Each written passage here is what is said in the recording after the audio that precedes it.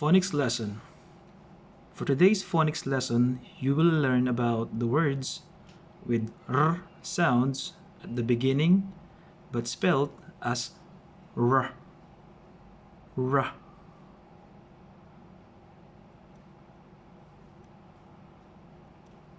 Silent W. You will not pronounce W in the beginning of each word. Example: wrench, wrench. Silent W. Wrench, wrench,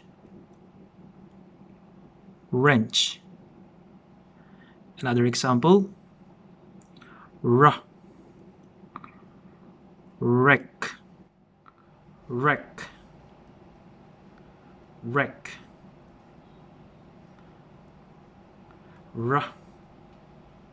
Wrist, wrist, wrist. Rye, rye.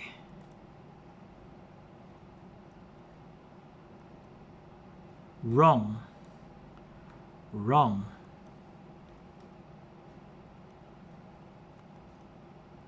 Wren, wren, wren.